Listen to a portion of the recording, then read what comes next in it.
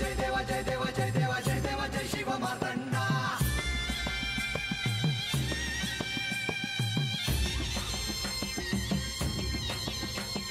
जय देवा जय देवा जय देवा जय देवा जय देवा जय शिव मार्तंडा. हरिवर्धन मल्हारी तुझी प्रचंडा. अगडदुम नगारा सोन्याची जेजुरी देव गेले जेजुरा निळा घोडा. अगडदुम नगारा सोन्याची जेजुरी देव गेले जेजुरा निळा घोडा. पावने तोडा कमरी कर पटा मिहिर मस्तकी तुरा. खोबऱ्याचा कुटका भंडाऱ्याचा भडका बोल हंकरा सदानंदाचा येळकोट. सदानंदाचा येळकोट. जय देवा जय देवा जय देवा जय देवा जय देवा जय शिव मार्तंडा. जय देवा जय देवा जय देवा जय देवा जय देवा जय शिव मार्तंडा. हरिवर्धन मल्हारी तुझी प्रचंडा.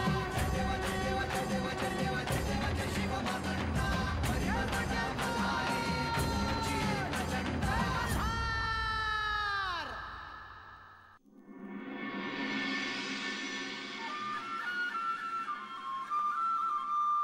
बानुबाई, ओ बानुबाई, बानुबाई, अहो मेंढर चराया रानात घेऊन जातो या. अरे म्हातार बाबा थांब जरा. कशा पायी थांबत असा अगोदरच लई उशीर झालाय बघा. होय पर आजच्याला लय लांब जाऊ नगस बघ. अरे आभाळ काळवटून येणार असं दिसतंय. उगा पाऊस यायचा नाहीतर सोसाट्याचा वारा सुटायचा आणि तीव कुठं तरी अडकून राहायचा. बर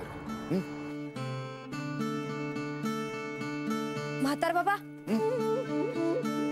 अरे काल रातच्याला घरला आलास तेच काहीतरी विपरीत होणार असं बरळत. काय रे असं कशा पाय म्हणालास ते नाही सांगितलंस.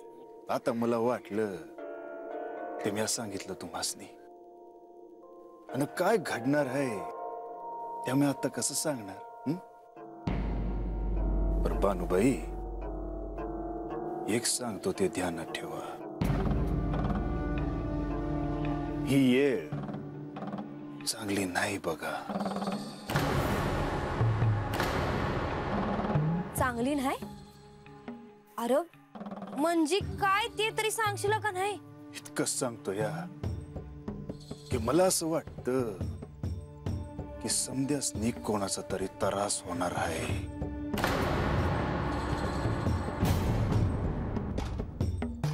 कुणाचा. समध्यांचा जीव धोक्यात आहे. ते कसं काय. बानुबाई तसं अंधार पडल्यावर भूत जागी होऊन नाचायला लागतात नव. तसंच राक्षस भी जाग होऊन त्यासनी माणसाचं रगात प्यायचं असतं. ही येळ चांगली नाही बघा. बघू काय करायचं ते. आणि तू काय करणार. माझ्या देवासारखा हातात खंडा घेऊन मारणार का काय त्या राक्षसाला.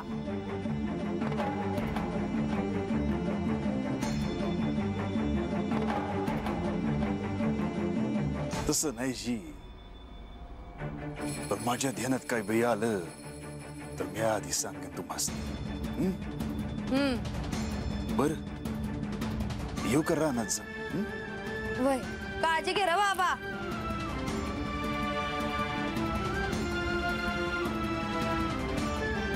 बानुबाई माझी काळजी कशा पायी करतायस. तुम्ही तुमची काळजी घ्या म्हणजे झालं.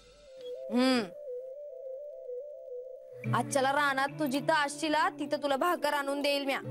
नग नग. अरे पर का तूच म्हणाला होतास ना. वय याच म्हणालो होतो. रातच्याला वाड्याभर तुम्ही पडू नका बरं. बघतायस ना कसं काळवणलंय समद. या घरलाच येऊन भाकर खाईन. बर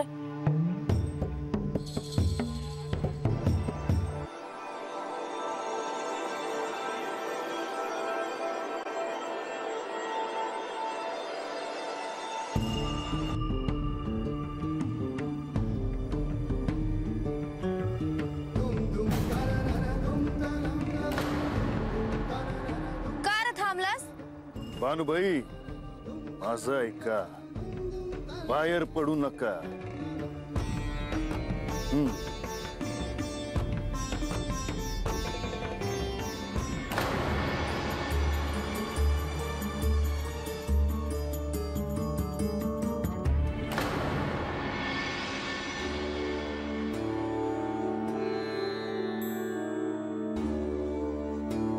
मी बाहेर जाऊन येतो.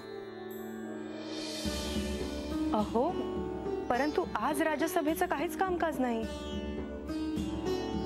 अहो, असं काय करता आहात? संपूर्ण सुरक्षा व्यवस्थेची पाहणी करायची आहे. एवढं विशाल सैन्य दल आहे. आता ह्या क्षणी काय व्यवस्था आहे हे पाहायला नको का? ओम ब्रह्मदेवाय नमः. तुम्हाला हवं असेल ते वरदान मागा. हे ब्रह्मदेवी, आम्हा तिन्ही बंधूंना मृत्यू येऊ नये असा वरदान. येतो मी. नक्की गडाच्या पायथ्याशीच चालला आहात ना?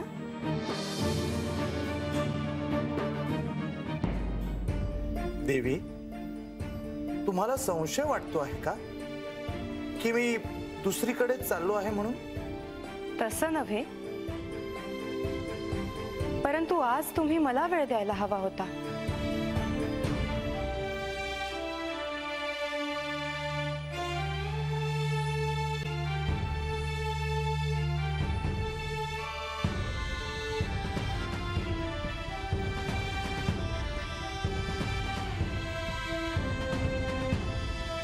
देवी,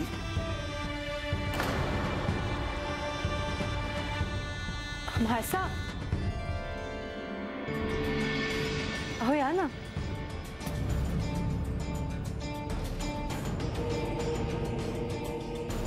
देवी, बसा.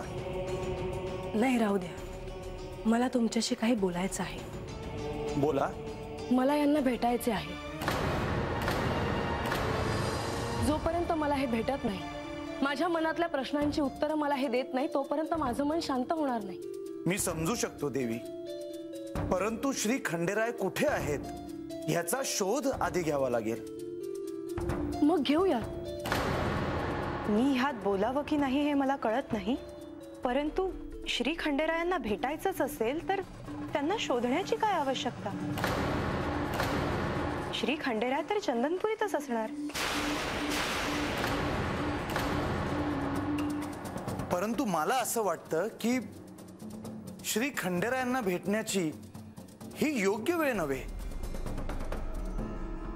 पण का? मला यांना भेटायचं आहे. तुम्ही जर मला सहाय्य करणार नसाल तर मी एकटी चंदनपुरीला जाईन. अहो, आम्ही तुम्हाला असं एकटं कसं जाऊ देऊ? देवी, प्रधान या नात्याने वस्तुस्थितीची कल्पना तुम्हाला द्यायला हवी. आपल्या समोर एक नवीन संकट उभं राहत आहे. त्या संकटाला सामोरे कसे जायचे ह्याचा विचार प्रथम व्हायला हवा. असे कोणते संकट आहे ज्याची मला गंध वार्ताही नाही? विद्युन्माळी, तारकाक्ष आणि वीर्यवान ह्या तिघांनी कठोर तपश्चर्या करून ब्रह्मदेवांकडून वरदान मिळवले आहे. लवकरच जेजुरीलाच नव्हे तर संपूर्ण पृथ्वीला ते वेठीस धरतील.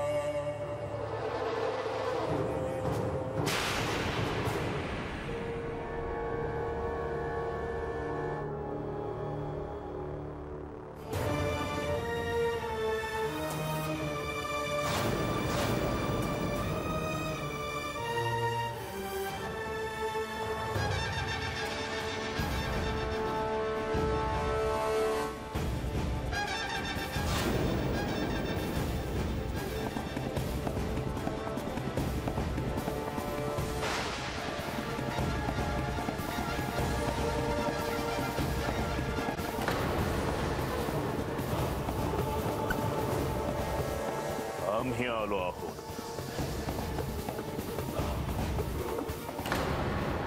साऱ्या जगाला कळेल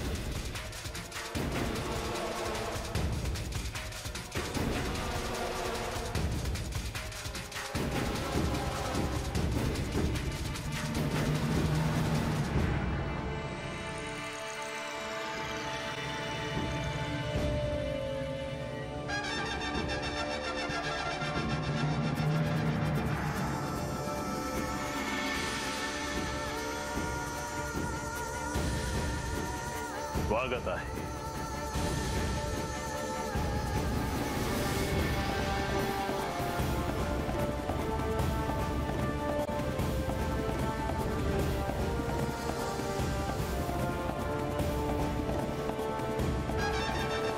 मल्लासुराचे पुत्र कुंभक यांचे या तारकाक्षाच्या राज्यात स्वागत आहे.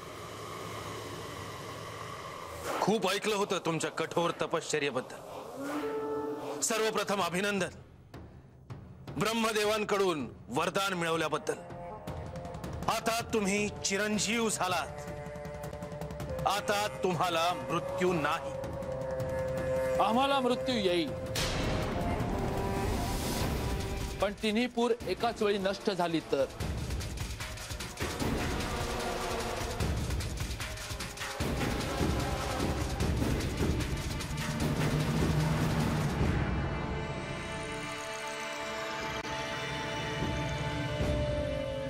आणि ते अशक्य आहे.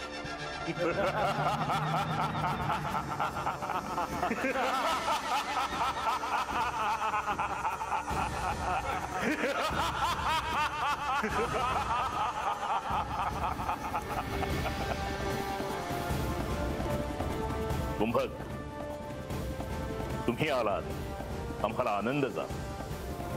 दैत्य कुळाचे स्वामी मल्लासूर आणि आमचे पिताश्री तारकासूर यांचे जिव्हाळ्याचे संबंध होते. त्यामुळेच मी तुमच्याकडे सहाय्य मागण्यासाठी आलो. काय करू मी तुमच्यासाठी?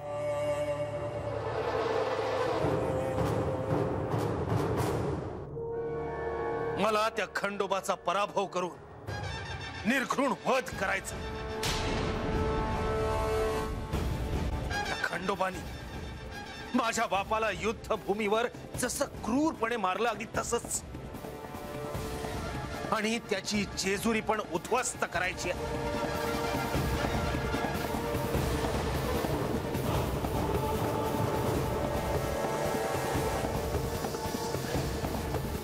कुंभक, जेजुरीच काय, सारी पृथ्वी नष्ट करू आपण. अरे देवलोकांना मुठीत बंद करून साऱ्या ब्रह्मांडावर साम्राज्य निर्माण करायचं आहे आपण. खंडोबाच काय, सगळे देव पाया पडत इथे येतील. भासा, तुम्हाला श्री खंडेरायांना भेटावंसं वाटणं अगदी स्वाभाविक आहे. परंतु ह्या संकटाला देखील सामोरं जायचं आहे. तरीही तुम्ही म्हणाल तसंच आपण करू. मी तुमच्या सोबत आहे. मला विचार करायला वेळ हवा आहे. येते मी.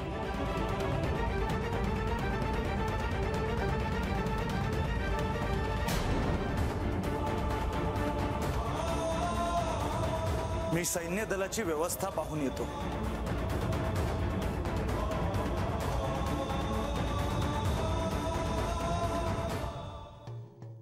माझ्या पोरीच्या लग्नाचं काय होणार तेच कळणं झालंय मला. तो साप डसला नसता तर आता पत्र मी खंडेरायसनी भेटून बी आलो असतो. बानू आणि त्यांच्या लग्नाचं बोललो असतो. पर आता यो पाय बारा होई पत्तूर मला कुठं जाता बी यायचं नाही.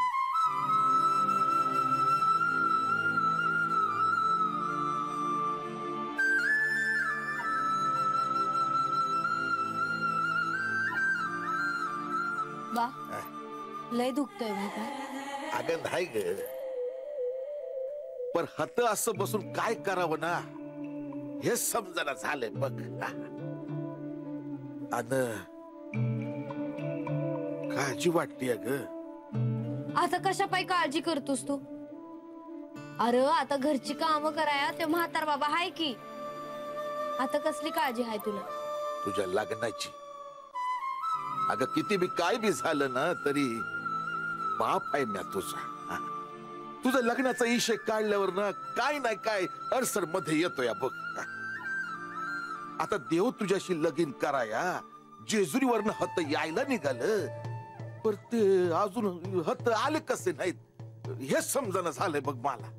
बा, तुला एक सांगू? अरे कालच्याला मला महादेवांचं दर्शन झालं.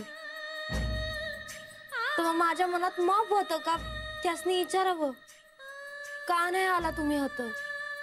पर का कुणास ठाव त्यांचं दर्शन झालं आणि माझ्या तोंडातून सबूतच फुटणार.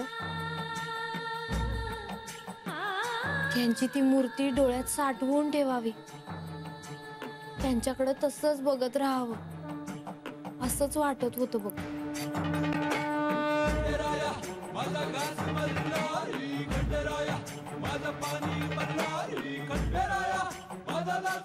त्यांचं दर्शन झालं.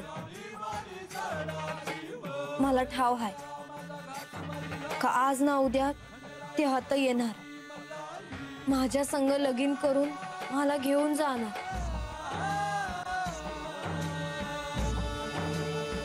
अगं ते समज बरोबर आहे ग. अगं पण ते येणार तरी कधी? येत्याल ते. अरे ते हातच आहेत बघ माझ्या जवळ. त्यांचं ध्यान हाय माझ्याकडं. आणि आता जर ते हाता आलं नसत्याल तर त्याला बी काहीतरी कारण असणार बघ बा. नाहीतर माझं देव माझ्या संग असं नाही करायचं.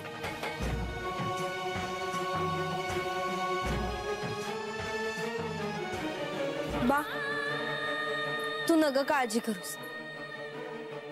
माझं देवासंग लगीन होणार ह्यो त्यांचा सबूत आहे.